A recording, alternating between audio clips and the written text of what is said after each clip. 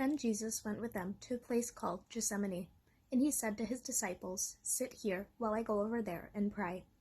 He took with him Peter and the 2 sons of Zebedee, and began to be grieved and agitated. Then he said to them, "I am deeply grieved, even to death. Remain here, and stay awake with me." And going a little farther, he threw himself on the ground and prayed, "My Father, if it is possible, let this cup pass from me. Yet not what I want, but what you want." Then he came to the disciples and found them sleeping, and he said to Peter, "So could you not stay awake with me 1 hour? Stay awake and pray that you may not come to this time of trial. The spirit indeed is willing, but the flesh is weak."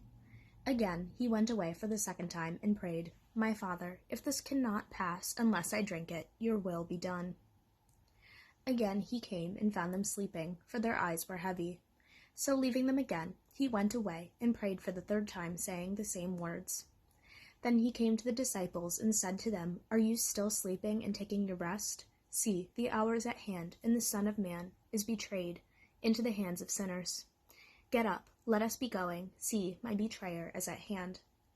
While he was still speaking, Judas, one of the 12, arrived. With him was a large crowd of swords and clubs from the chief protests and the elders of the people. Now the betrayer had given them a sign, saying, "The one I will kiss is the man. Arrest him."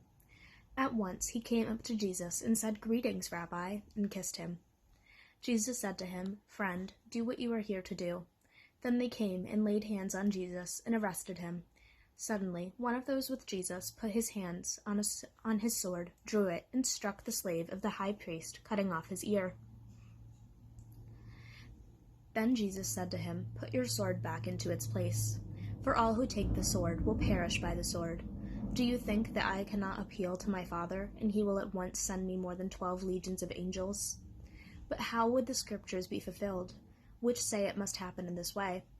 At that hour Jesus said to the crowds, "Have you come out with swords and clubs to arrest me as though I were a bandit? Day after day I sat in the temple, teaching, and you did not arrest me. But all this has taken place, so that the scriptures of the prophets may be fulfilled." Then all the disciples deserted him and fled.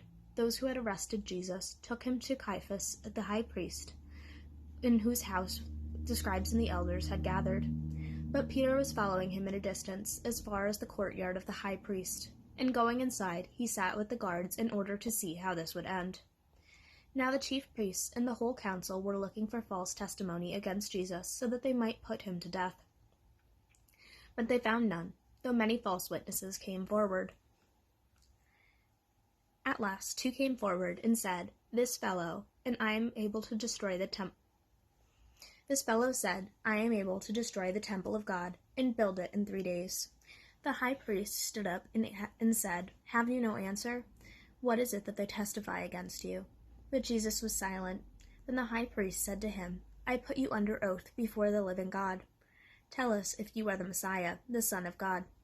Jesus said to him, "You have said so, but I tell you. From now on you will see the Son of Man seated at the right hand of power and coming on at the clouds of heaven." Then the high priest tore his clothes and said, "He has blasphemed. Why do we still need witness? You have now heard his blasphemy. What is your verdict?" They answered, "He deserves death."